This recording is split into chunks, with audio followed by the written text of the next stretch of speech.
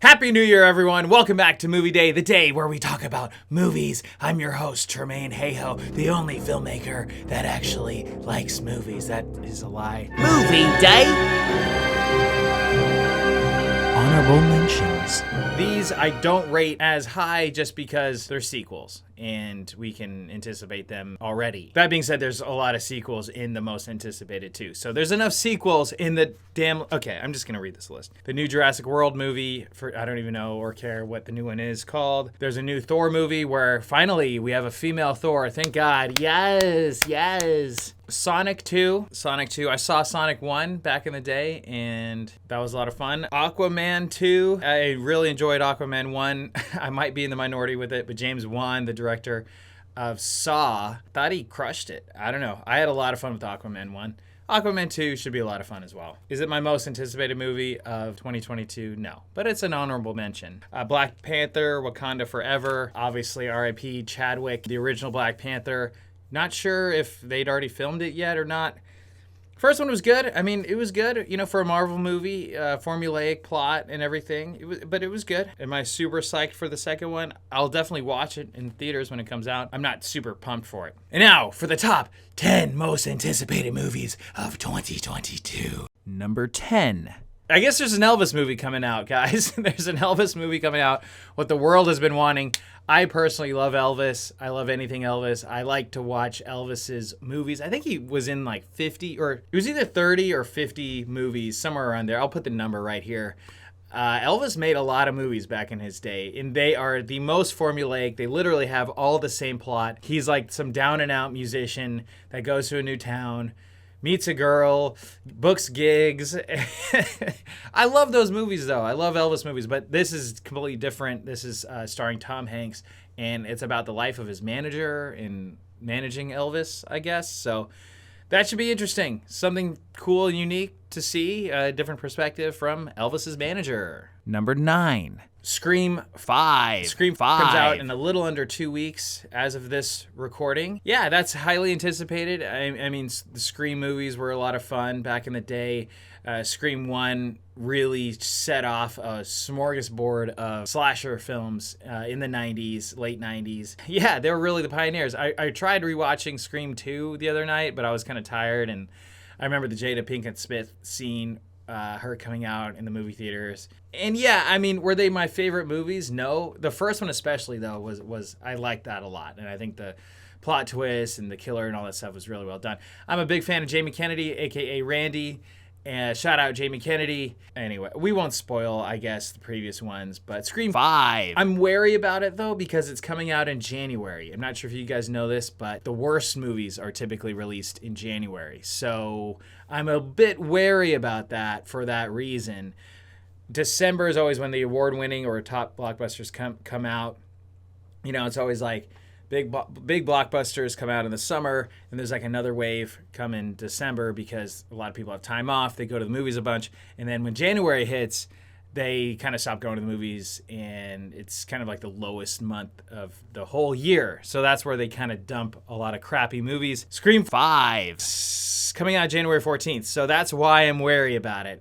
Notable mentions, though, is Jack Quaid. Quaid is a very Hollywood name. Yes, he is the son of Dennis Quaid and the grandson of Randy Quaid. I'm actually stoked to see him. He's in The Boys. He does a really good job in The Boys. He's carving out his own career path for himself. Shout out to Jack Quaid. I hope this movie's good. Likelihood of it being good is pretty low, I think, guys. I'm sorry. Wes Craven isn't part of this Scream, obviously, because he's passed away.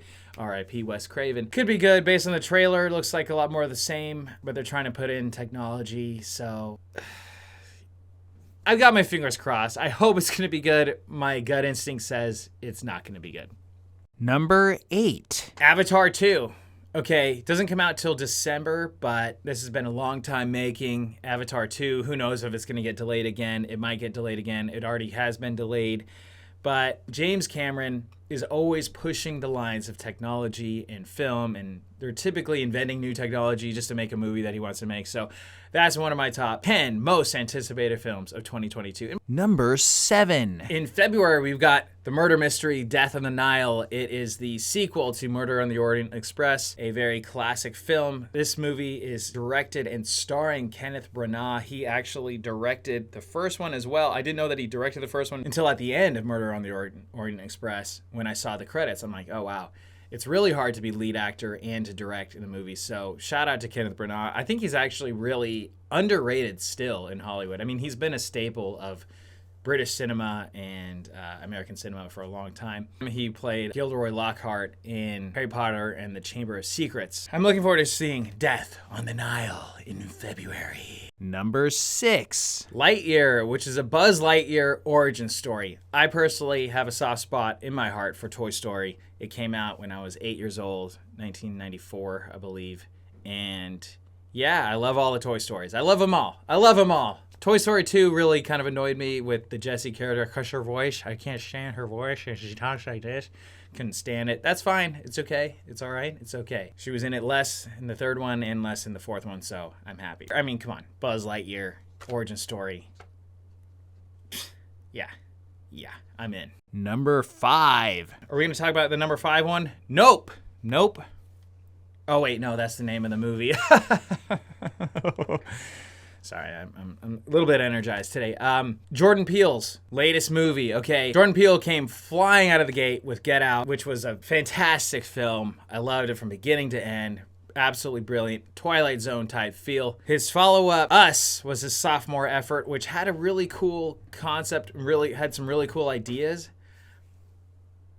But I couldn't stand it. That movie was terrible. Only a shadow.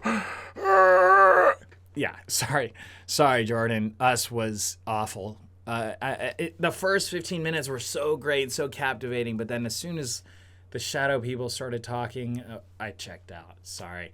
That being said, Nope is his next effort, and there's a lot of mystery, there's a lot of intrigue. They're really doing a good job with shrouding what it's about and all that stuff. So I'm stoked. I'm definitely gonna see everything that he writes and directs. Everything. Us, even though I wasn't a huge fan of Us, it still had some unique and original ideas. It had some cool concept. Even if a filmmaker strikes out, I love to see him swing for the fences at least. I mean, come on, he's swinging for the fences and cannot knock him for that. So shout out to Jordan Peele. You're probably watching this. I know, you're watching this. Number 4. For me, number 4 and number 3 were very close because they're both really, really highly anticipated for me. Now we're getting the upper echelon.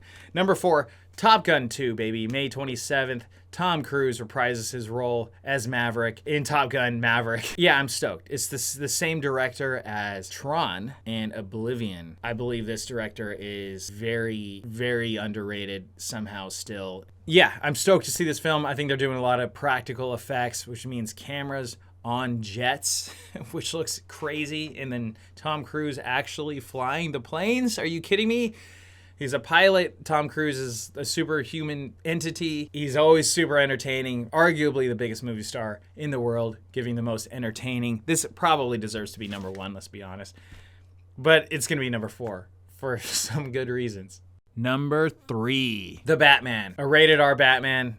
I'm in. When I first heard about Robert Pattinson being Batman, I was like, Twilight guy. But you know what? Robert Pattinson has gotten some street cred from being thrown under the bus for being in Twilight. He has some really good credits, and he was excellent in The Lighthouse. He's done a lot of indie movies. He was in the David Cronenberg film that I thought was interesting. He's been in a lot of other smaller movies because he doesn't, he's got that Twilight money, you know what I mean? He doesn't have to do this. But the Batman looks very cool, very dark. You also get to see the Penguin. Again, he's one of my favorite Batman villains, but also seeing Colin Farrell in this makeup is insane, and the makeup looks so good, and you have no idea that it was even him. Did you learn that was Colin Farrell? Yeah, if you don't believe me, look it up. So I'm stoked to see it. It looks really dark, it looks really moody. I stopped watching the new trailers. There's a bunch of other new trailers that have come out since, but I'd rather be surprised. I'd rather... I saw the first trailer and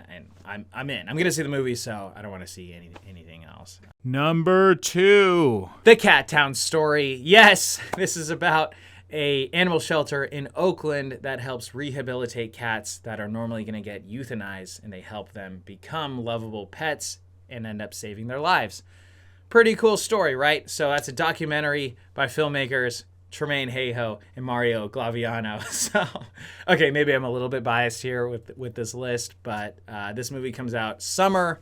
Hopefully summer. I wanted it to be coming out sooner, but for reasons, it will be coming out in the summer. Stay tuned because we'll have updates on screenings. There might be some screenings coming up.